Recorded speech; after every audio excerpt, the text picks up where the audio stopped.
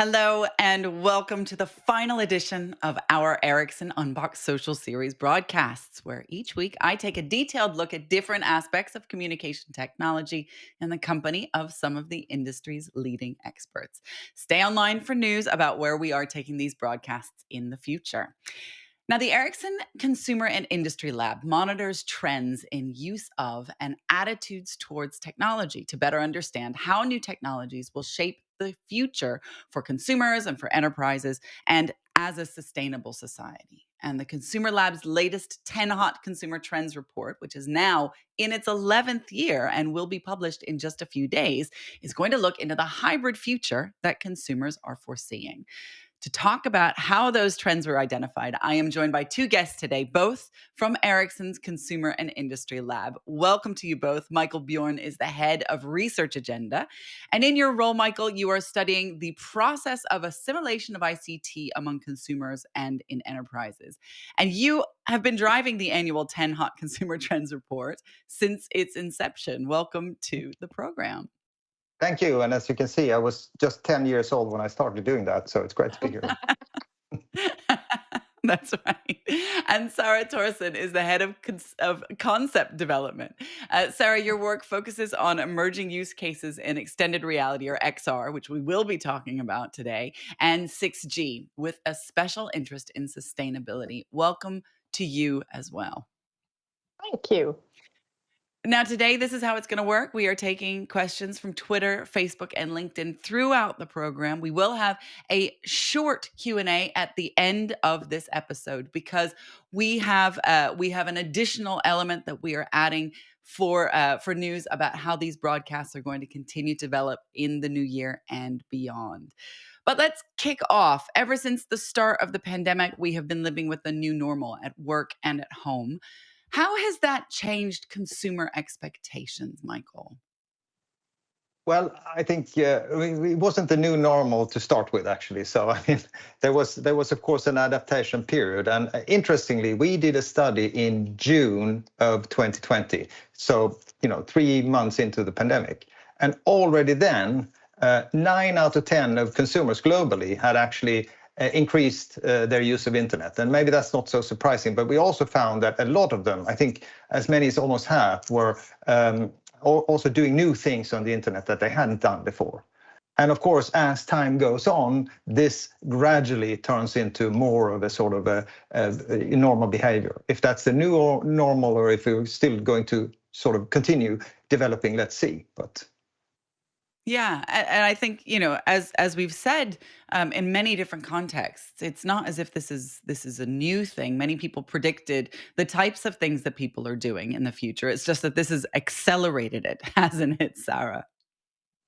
Yes, exactly. And it has also kind of made people become more mature in their expectations to what technology should deliver to them. So as more and more people has gone over the threshold of using digital technology for work, as they do for shopping, for example, they also are more mature in understanding what this technology cannot deliver to them yet. So they are better at telling us what they lack and what they would like to have in the future. God, that must be a relief in terms of how you're measuring things, isn't it? People actually are sort of understanding the questions in many ways. Now, we started the last couple of years with a dramatic shift to what you are describing as hybrid. Michael, can you describe for me what hybrid means and whether it's affecting customers as much as it's affecting businesses? yeah, so hybrid is not a very technical term, I think, at least not at this stage. So it just means that we're mixing digital and physical things in various ways. So maybe what we're having now is not a hybrid sort of conversation because we're all online, so to speak. But if, let's say, two of us were physically meeting and the third person was on a screen, I would say that's hybrid. And of course, so we've seen that has been very much affecting our work life. And we started actually looking into that for the trend research this year as well. And we kind of built a trend out of that. But then we realized that maybe this is even bigger. What's really interesting about this idea is that certainly as people have, if they have been able to spread around, move from perhaps an individual space that you can that you have to come to, an office that you have to come to. Indeed, we've seen that people are moving around, which offers the opportunity for businesses to be hybrid in this way. Tell me a little bit about how this is affecting people on the ground, though, perhaps not in an office environment. Yeah. Wow. Yeah. All right. Do you have any ideas on that one? Yeah, I mean, if we talk to our consumers, I mean, people are not just consumers, they are also probably employed somewhere, and people working in offices.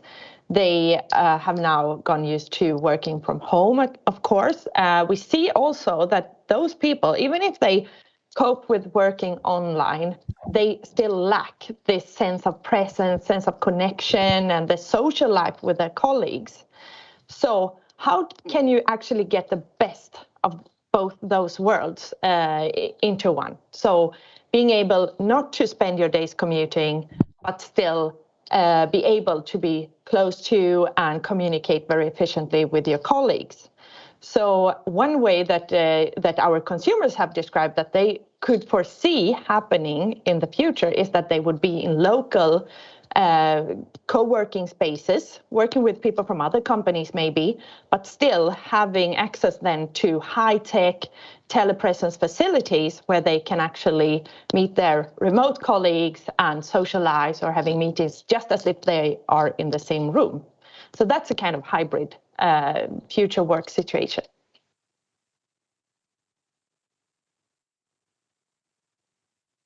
Yeah, so if you talk about people on the ground like that, then I fully agree with that. I was thinking I'm sitting here on the third floor, so we're not really on the ground all the time, are we? We had I apologize there. We had a little bit of a technical fallout. You're seeing the side of me now. And I might start Yes. talking to this camera so that you guys can see me. But I was wondering, while we're talking about the hybrid future and all of the potential things that can happen while while we're inside the sort of this digital space, tell me a little bit about some of the things that you're going to be publishing next week in your report. There's an interesting element. I know you can't share it all, but there is an interesting element about how we're going to be interacting. You have a concept of a hybrid event hall. Tell me a little bit about that. Yeah, so I think first of all, we realized that this hybrid idea is not just about the workspace, of course. It's about everything in life. And we started, looking around. What if you look on the news, for example, what are people talking about? Well, I think a lot of it is about the culture sector, how difficult it's been to go out to events, how difficult it's been for sports arenas and for artists and going to concerts and all of these kinds of things. So that started us thinking down this road of we really need to look into the hybrid future of consumers on a much wider scope. And yeah, the first trend ended up being what we now call the All Now arena, which is exactly about that.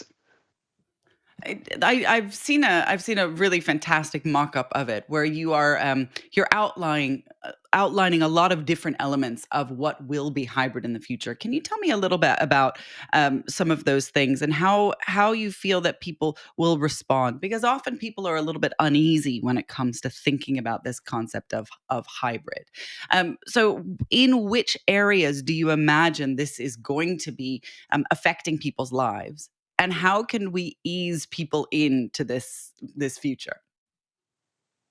Well, to start with, I think when you talk about technology in the future, many people think of like we will all go into VR headsets and then be all in our own bubbles.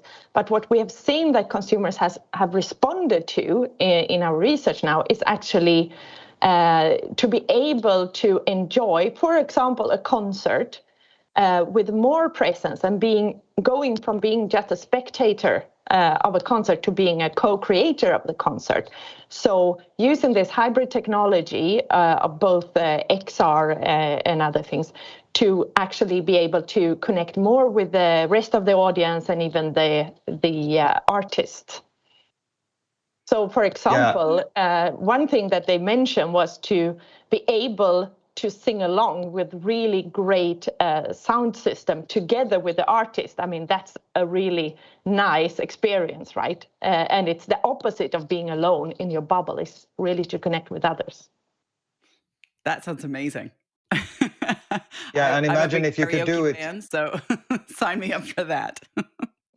And maybe you're not feeling like you're singing karaoke if you're doing it not only with the artist, but also with other people who are actually attending the show. So if you think about or let's take a football game, you know, a lot of people, they sing songs, you know, during the match, you know, and that kind of sort of involving experience is what people are really lacking. So maybe, you know, this is where technology needs to go to create that feeling of co-presence, so to speak. And maybe it's not just about, as Sarah was mentioning, putting on a VR headset and disappearing into a different world. If it's then a hybrid kind of thing, maybe it's close to where you live, you could go down there to this event arena. Maybe the artist isn't there, maybe not all the audience is there, but you go in there and you get this total experience in that place anyway. It's an exciting sort of the sights, sounds, and smells, as it were, of the environment. That's totally talking my language. I love that stuff. I absolutely love that stuff. But if this is the future that we're going to be, or that we imagine that we're going to be moving towards, I expect that there are some things that might steer us off course, that might not, that might interrupt this drive to the future. Do you have any insight, any thoughts about what those types of things might be, interruptions to this possible future? I think there are lots of them, of course. I mean, but I think the main one we need to think about up front is that immersion is kind of a, let's say, a dual-edged sword, or whatever you want to. There's two sides of this coin, so to speak. So on the one hand, we see in this research that people really want to have this feeling of togetherness and being immersed. But at the same time, the people who don't want to who are not so happy about these concepts we've tried on them, they are saying, well, you know, there's too much immersion here. You know, I'm getting scared because what's real and what's not real anymore. So on the one hand, there's this lure of, you know, yes, I want to have this social feeling and warm experience. But on the other hand, I don't want to be too immersed in something that I can't really control.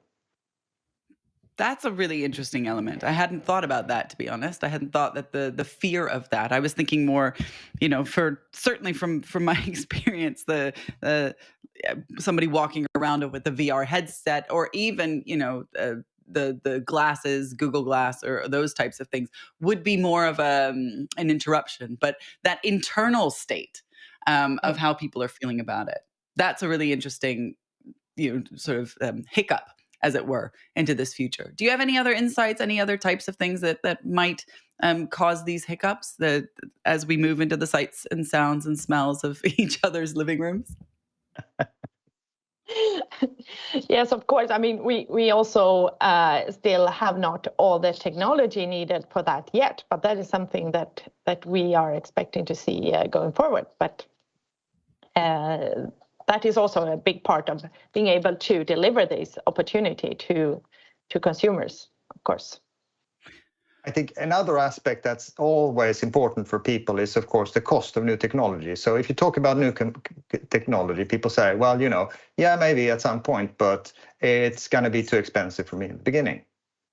So cost does come up here quite often in this research as well. And I think that's also one of the reasons that maybe thinking about this not as in your homes, as you mentioned right now, in our homes, as you mentioned right now. I do walk around with a VR headset in my home, by the way, and it does cause interruptions when I bump into walls and things and dogs and whatever. But if you think about having actually close by some kind of a concert hall that you frequent anyway, and you get a much fuller experience, maybe there are still some restrictions to, you know, how many can be there, but maybe you're living in a place like I do where the big artists don't come. So, you know, if you can see them there. So thinking about this not in your home and doing this virtually all the time, but actually physically being there and having this sort of physicality extended with with technology, then also the cost perspective becomes different, because then you can think about, okay, if it's the price of a concert ticket, you're maybe 10% more expensive because you're doing some new stuff. Fine, I can do that. Yeah. So that's a different take on that, I think, a little bit then. Because we tend to think about the future as this sort of matrix vision, and that's not what we're talking about here. Hybrid is not that kind of a future, I would say. Oh, well, that's an exciting prediction. Perhaps not for some who enjoy that type of dystopian idea. We have viewers that are in from Sweden and from India and from Brazil, from all over the world. And Davina has a fantastic question. Excuse me. She says, one common theme in areas of tech development is how it propels rich nations in innovation and opportunity, but leaves poorer nations behind as they can't afford to invest in the infrastructure. How will this play out in the future? Michael, why don't you dive in on this one? It's a great question. Why do I have to get all the difficult questions? No, but seriously, I think this is a big challenge. And I think that's also why we shouldn't always think about what you can do in your home or on your own and so on. So I think if you think about more sort of semi-public spaces, then like a concert hall, then maybe it's easier to have the infrastructure there. And maybe you can do lots of those experiences locally, and then given the sort of connectivity that you have, you can also introduce some of these more global experiences into this gradually. So I think it's a very good question, and it's very important to think about this on a global scale. That's why we also do this research globally, including places like India, for example, and all parts of the world. We always try to include in these types of research. So maybe city centers have more commonalities there than if you take the whole scope of the globe, though. You mentioned methodology. We actually didn't talk about that. Can you give me a brief overview of how you conduct the research for these reports? Sure. So, I mean, first of all, as you mentioned initially, we've been doing this 10 consumer trends report for 11 years now. I need to correct my glasses when I say that. And so we have an ongoing trend scanning program. And we also work together with Ericsson Research, where there's a technology scanning process ongoing. So we can see what's coming up, so to speak, in our technology scanning. And then we try to do qualitative work also in order to sort of find out what the interesting angles are. That has been a challenge during the pandemic. So actually we have been trying to be creative ourselves and do qualitative work also on our colleagues and so on, because of the limitations we've had. But then we go out and do specifically sort of then what's called quantitative research, so questionnaire-based online research with early adopters in urban centers across the world. So in this year, we've been to 14 different major cities across the world, from north to south and from west to east, so to speak. So we propose concepts that they can judge, so to speak. Then, yeah, sorry. Yeah, it's an enormous pile. It's an enormous trove of insight that you have across the globe, which is why I can see that this report coming out for 11 years now is really important, and it offers people all kinds of fantastic opportunities to learn about what people are thinking, whether you're within the industry or, in fact, trying to build into the industry. Sarah, Wayne got excited when he heard 6G.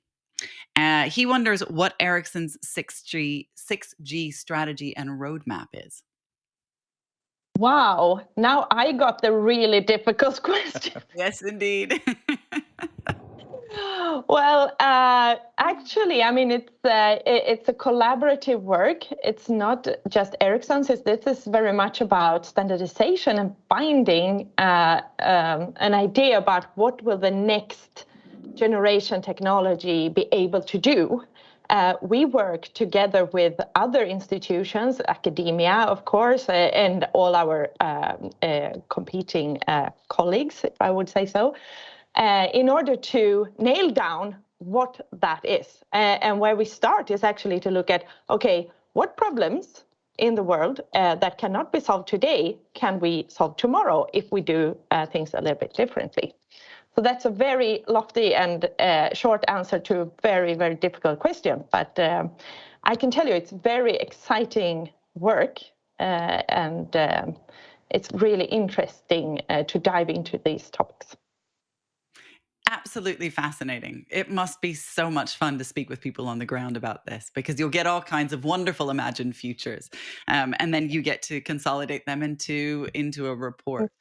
Now, at the moment, we are obviously taking questions from Twitter, Facebook, and LinkedIn. This is an opportunity for everybody who is watching to weigh in.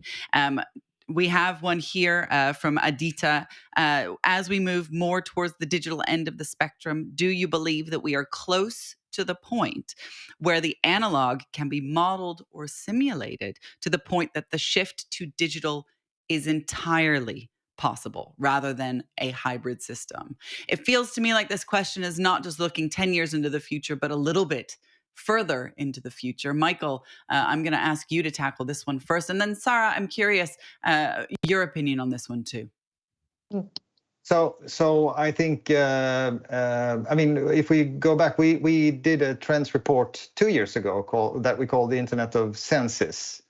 So we do see that technology potentially could be even more immersive. So today, when we talk about this sort of AR, VR, whatever it is, it's very much focused on sound and vision. But if you move into a scenario where you could actually digitalize more of our senses and our experiences from sensorial experiences, so to speak, that could, of course, then move that needle a bit in that direction. But at the same time, I think there are many things that would happen before, and I'm not sure if that's the necessary end goal of this. So, for example, when we said, this question about 6G, I think one challenge could be, now we're talking about an arena kind of experience where you are a visitor and you're getting something to you. But let's turn it around. What if you are the player on the soccer field, if it's a stadium we're talking about? And then you get into this whole, we need to do all this interaction, both digitally and physically. And maybe that combination is even richer than going all digital. So we looked into that kind of a concept as well here. What would people, expect from being able to play in a hybrid soccer team? Let's say you're 3 people on the field, and actually 9 of these people are telepresently there, for example. So I think that kind of mix is maybe even more stimulating than thinking, when will we become totally digital? Because again, I think that's the matrix kind of view of the world. That is such a fascinating concept, this idea that, I mean, you said there about the idea of playing football and 3 of the people being telepresent. My brain can't conceive of how that would work right now, but it's a really fun thing to think about, isn't it? To play around in and to create a scenario to imagine. Sarah, I said that I was going to jump over to you, but actually I have a follow-up that's a little bit more specific that comes from Pedro. Mm-hmm. Which roles do you see other technologies like blockchain and AI, and I'm going to add one in, machine learning, will play in this hybrid future? I think it's already playing a role in hybrid technology. Of course, we foresee that we will need AI and machine learning in order to help smoothen for example, latency issues. For example, if your applications will learn to predict your behavior, it can help you get the experience faster and therefore in a smoother way. That is one role that AI and machine learning can take, actually. When it comes to blockchain, I am not the right person to answer that, but maybe Michael, you are more into that technology. Well, actually, I think not maybe from a technology perspective, but of course we are mixing digital and physical more and more. So the idea of so when you think blockchain, just let's start with cryptocurrencies. Maybe we are not using cryptocurrencies today, many of us, but we are using digital currencies more and more. I mean, I tend to forget what the faces are on our banknotes because I never use them anymore. So of course we are mixing digital and physical more and more, and I think having new kinds of technology for sort of making sure that is sort of then actually real.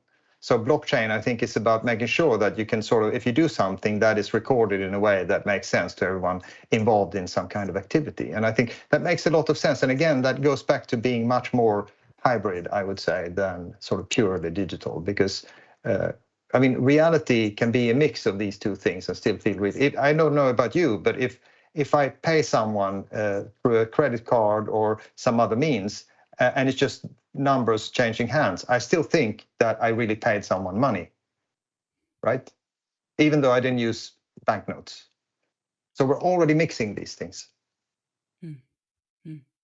Daniel has an interesting comment. I like it, actually, because it's a good pushback for this optimism as we sort of run forward into a hybrid future.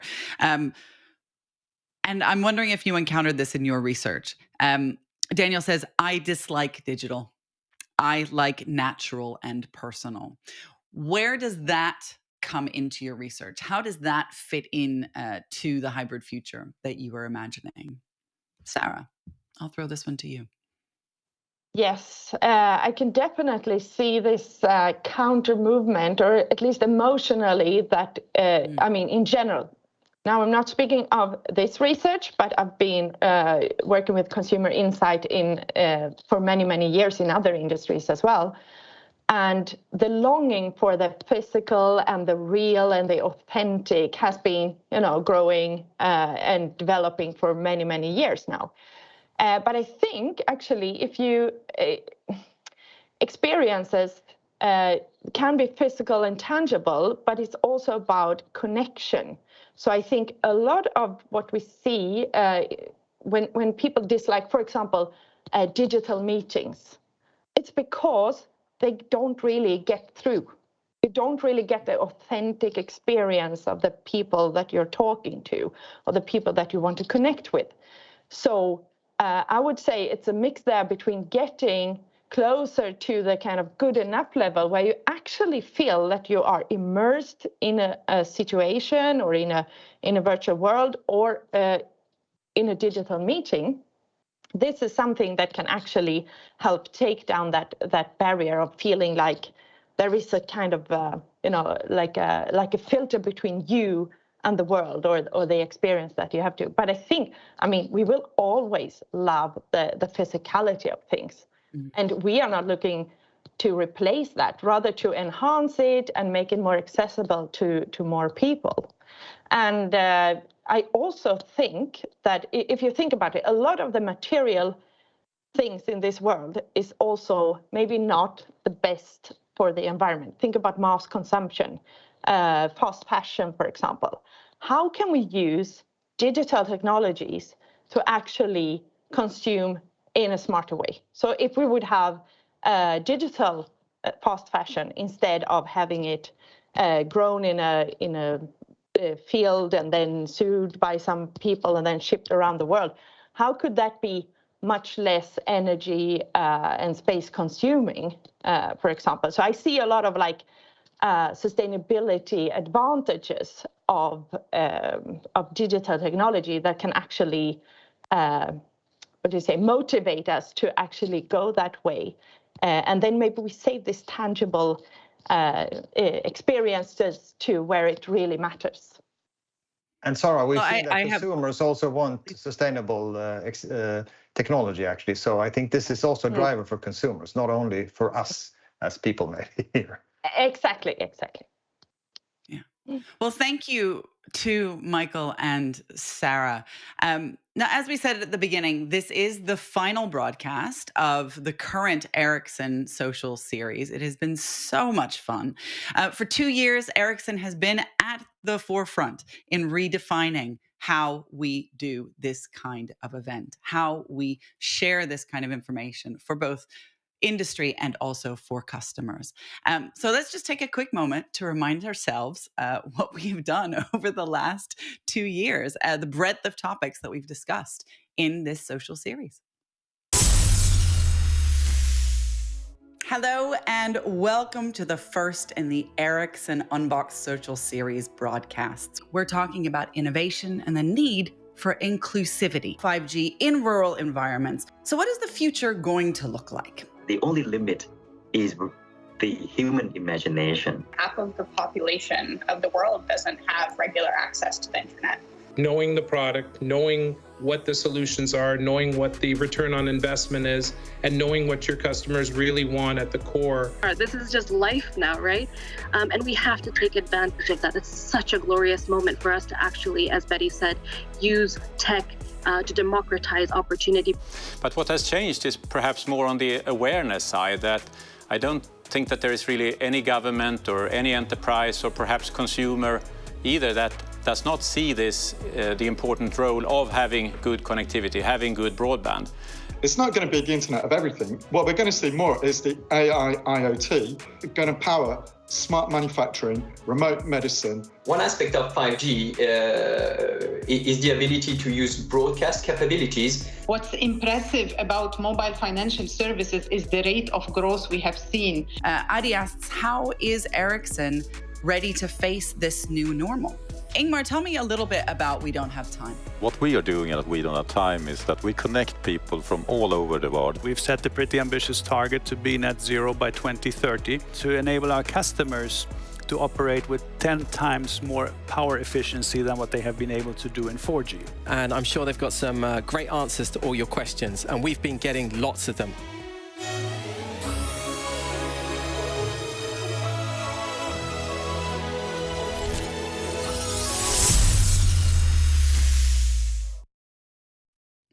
It really has been an amazing couple of years, and I am grateful to have been involved. It has been so much fun, and it is going to continue to be amazing. So keep this bookmarked. In the future, we are going to have all kinds of fun conversations, so expect more. And to help me find out why and what, I have two additional guest experts today. The first is Matt Smith, who is Ericsson's Vice President of Live Marketing, or Head of Live Marketing. Excuse me, Matt.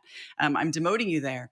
Welcome to the broadcast. People who have been watching Ericsson's output over the last couple of years have seen you, but this is a great opportunity for us to have a meeting of the minds. So welcome. I'm delighted to see you. Great to be here. And we are also joined by leading telecoms industry analyst Chris Lewis of Lewis Insight. Chris, it is wonderful to have you here. How are you? Doing really well, thank you. Looking forward to that. That sort of retrospective there threw up all sorts of interesting topics, let alone the one we're going to cover today. So thank you for having me.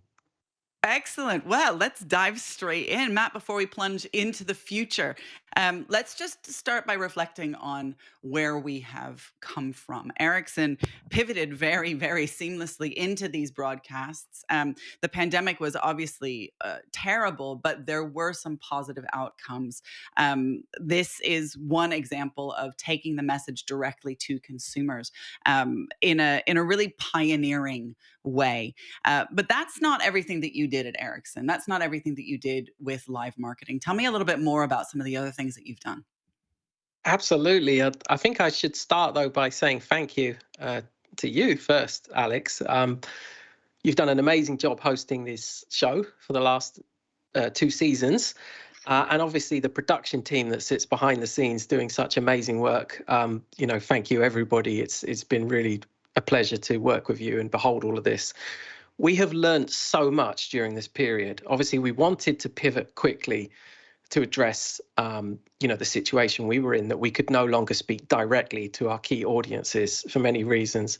And we learned a huge amount working with people like you, how to keep people engaged, how to reach through the screen and kind of still keep the audience on with us, especially as we have such low attention spans in general.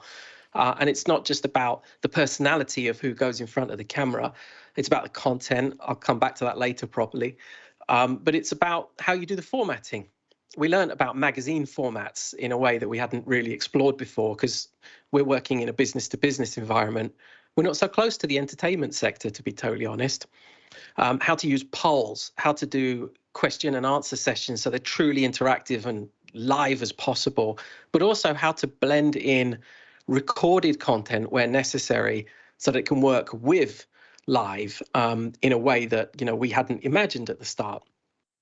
And I would say, despite how difficult the last 2 years has been, it has led to a sort of a 10-year advance for us, a leapfrog forward in digitalization.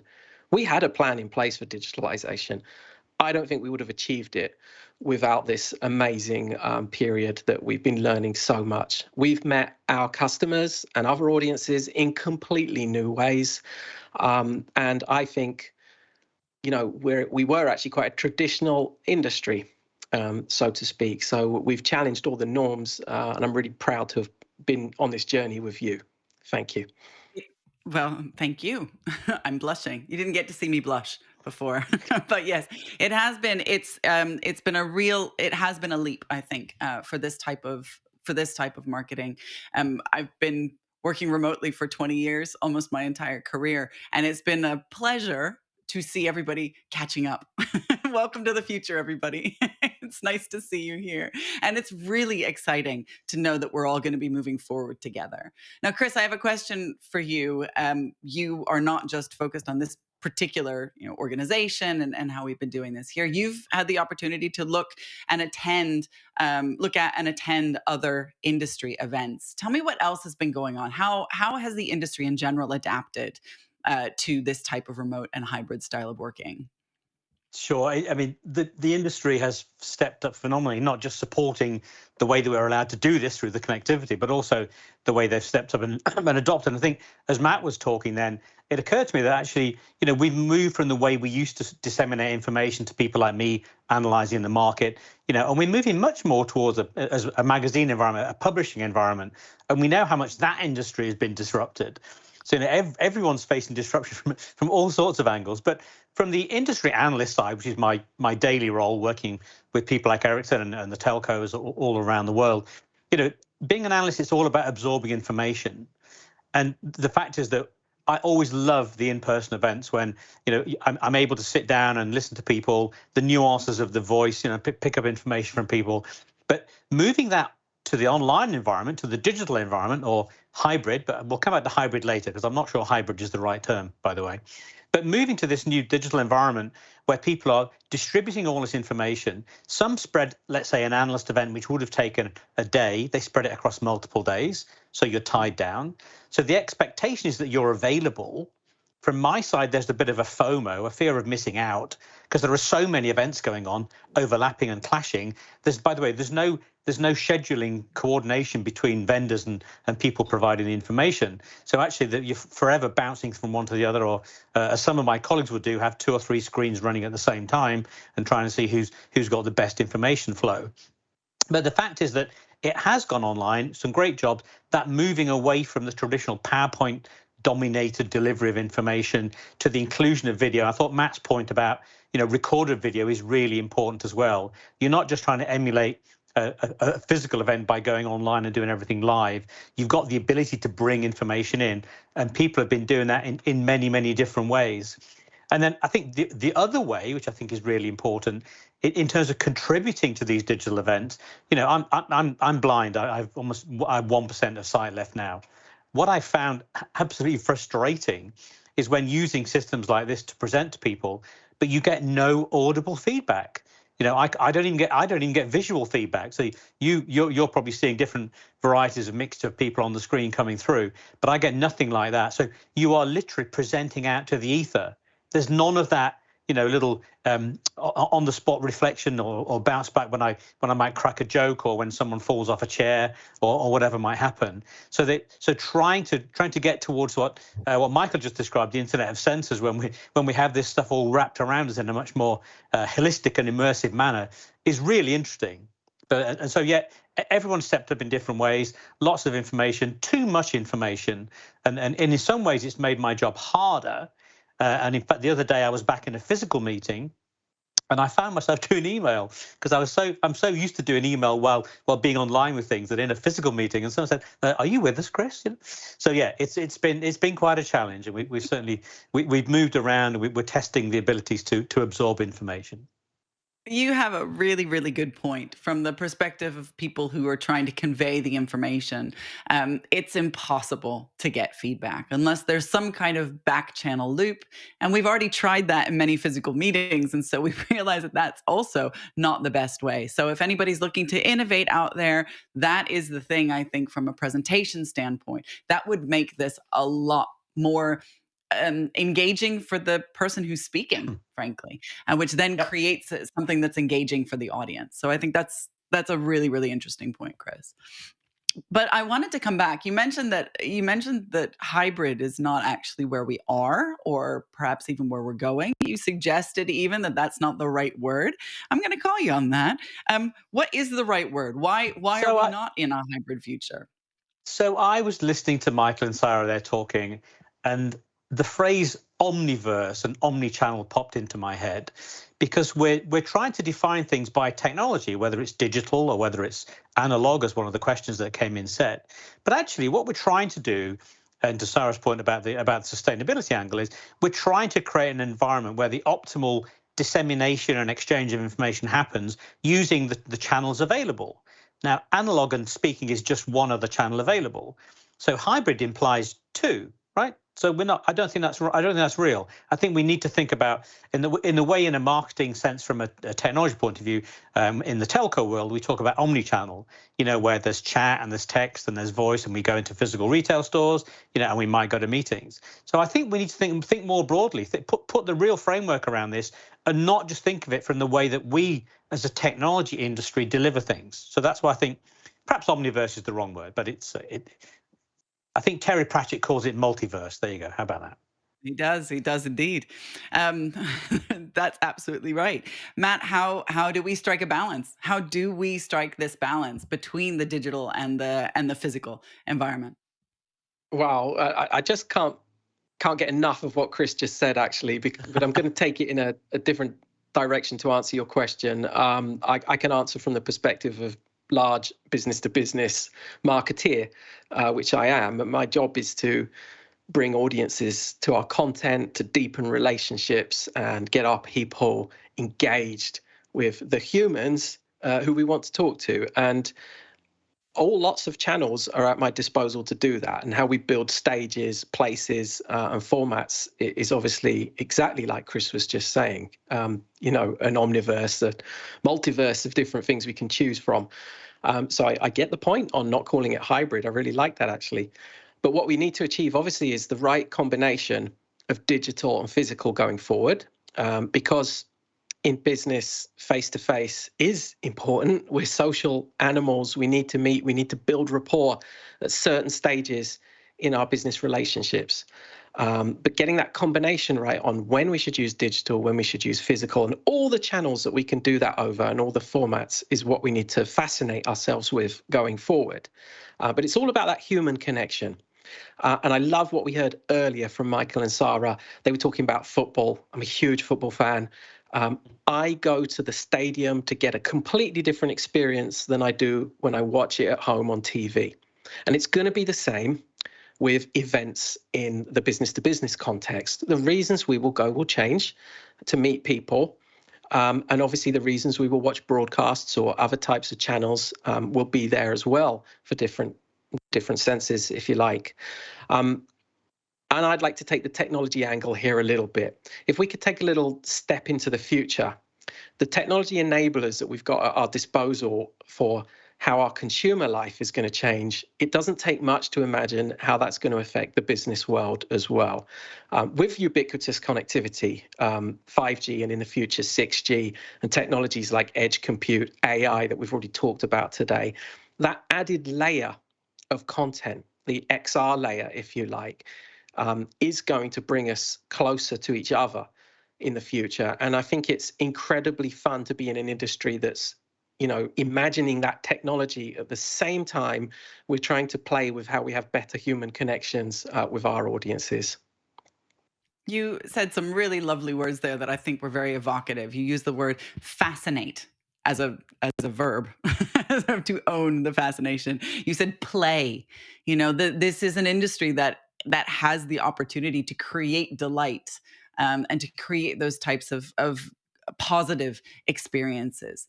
But when we're thinking about people on the ground, we're thinking about the different types of people who are invited to the physical environment, for whom events are actually worthwhile, useful.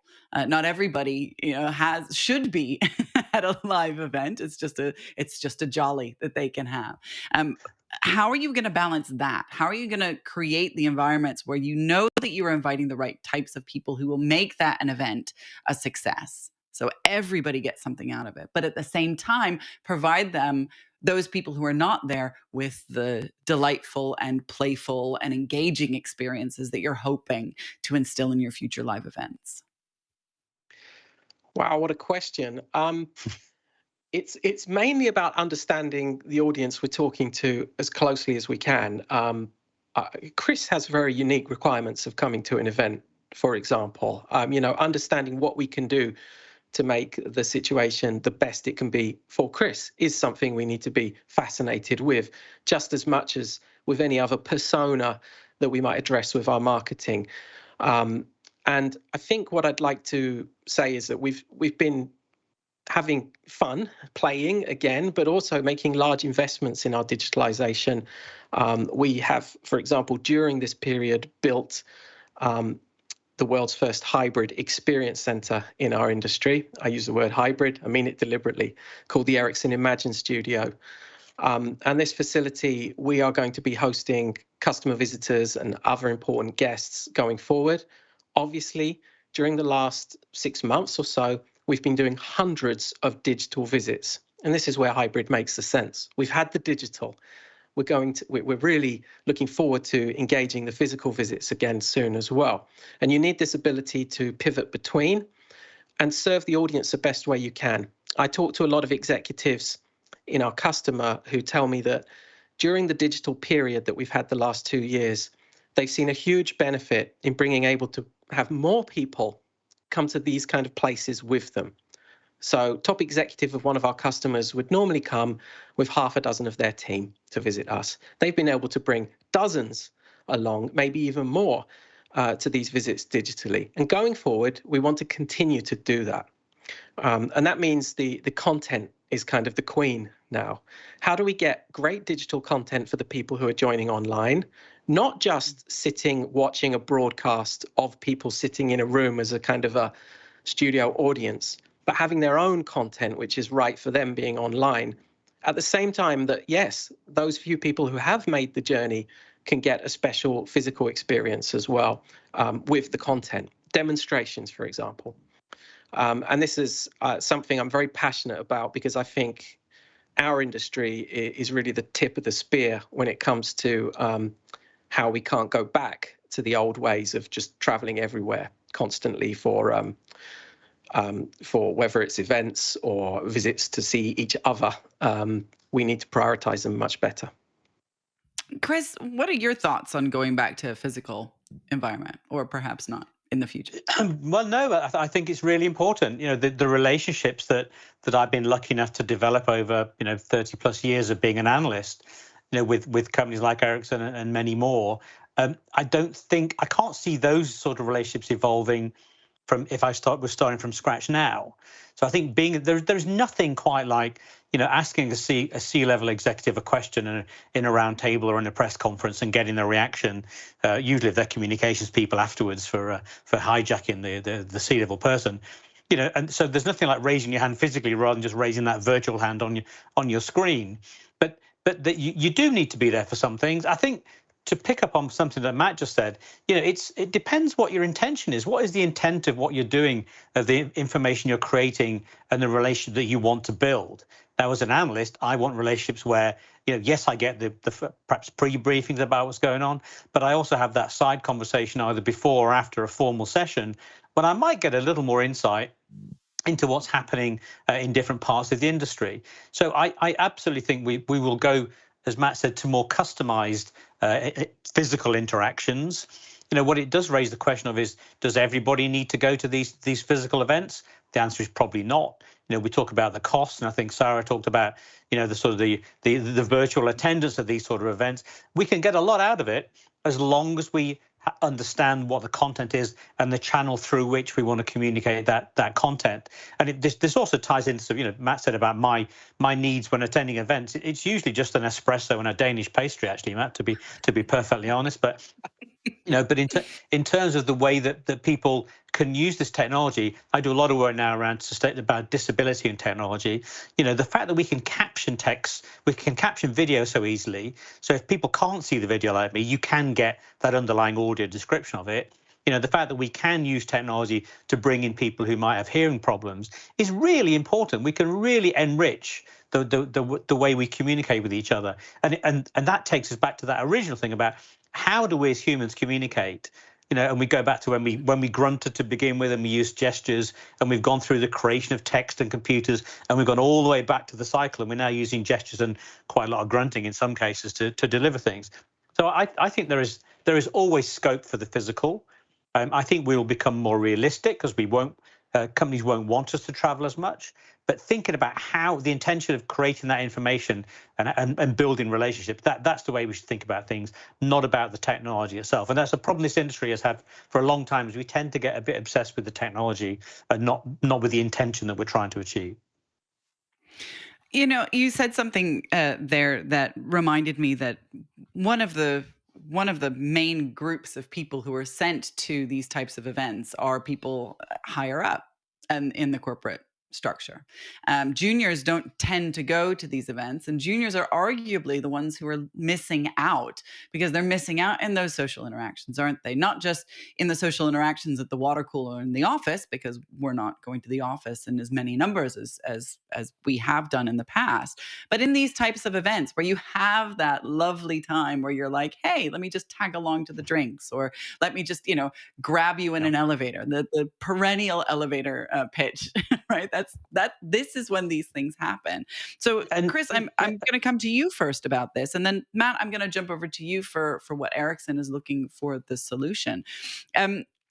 We are painting a positive picture of the future by talking about, digital technologies and hybrid and omniverse and all of these things. But ultimately, there are some people who are going to miss out within the corporate structure. Absolutely. Chris, how do you tackle that?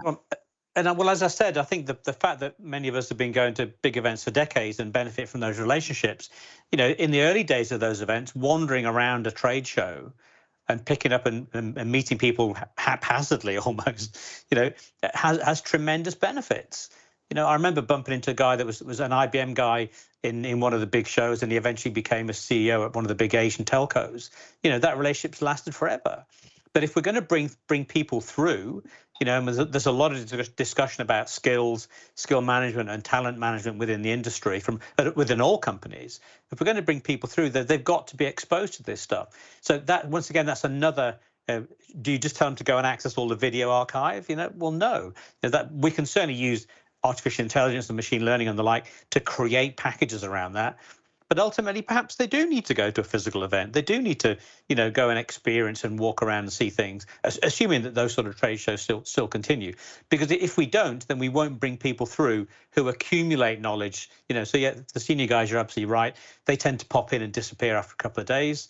The young ones really do need exposure to it because otherwise they don't get that breadth of knowledge.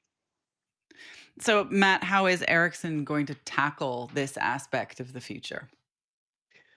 Yeah, and I'm going to come to that, but first I've been in this industry more than 20 years, and I started out in product management, going to lots of events. It's how I built up my knowledge and my network, and was incredibly powerful for my career. This was out of choice. I wanted to be there.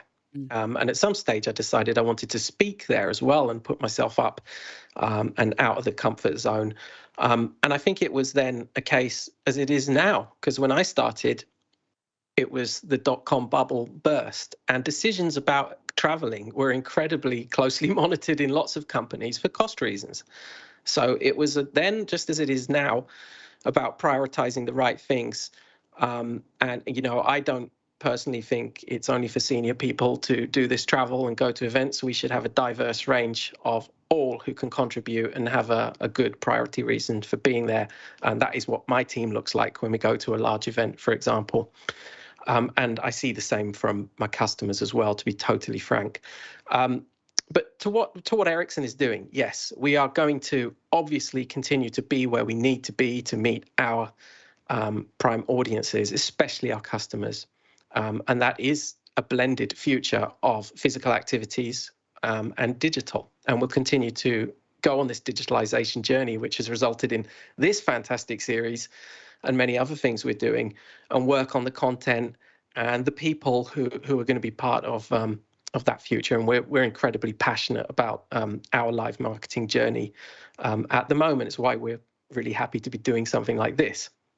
It's almost a meta kind of show where we look in at what we've been doing and try and give some perspective on the future. But it's very exciting, and like I'll come back to, it's about human connections and the technology as one of the ways that we can connect more deeply together. One of the areas that is very much, thankfully, finally in the news, and something that we have talked a lot about in this series, is sustainability. That is the biggest challenge that the world faces and has faced. How can we keep meeting and remain sustainable? The digital world offers an opportunity to circumvent that. Chris, you look like you're ready to answer that one. You did a little jiggle. It's You're just ready. it's front and center of mind, isn't it? You know, everything we've discussed and the industry and the purpose that an Ericsson has, and in terms of talking with its customers, as Matt said, all of these things can be done in a much more sustainable fashion. You know, we don't need all to be gathered in one place. You know, as we've said, though, we do need physical meeting. That we need, as people, we do need that. But we need to make sure that we're leveraging the technology at our disposal to deliver the optimum solution. That's what we as technology people try and do. We look at the supply and demand, and we look at the way in which supply and demand come together in some form of equilibrium. You know, the equilibrium has been changed dramatically because of COVID-19. But actually, you know, what are we there to do? We're there to try and do business, to make money for Ericsson, to make money for the telcos, to make, you know, to create that consumer experience, all of the things that we've touched upon throughout the program.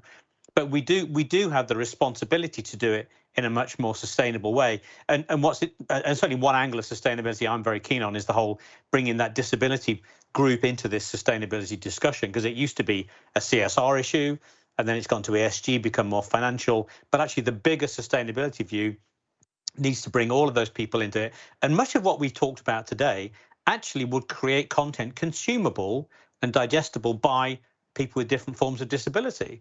You know, think of synthesizing information down for people with any cognitive issues. You know, my issue about having access to all the services through this sort of technology with accessible screen readers and the like. And so it's really exciting. And by the way, the benefit of doing it that way, everybody gets a better experience, because Matt can then choose in future not to log in and watch the video, but listen to the audio described version, because actually it's just as rich in content.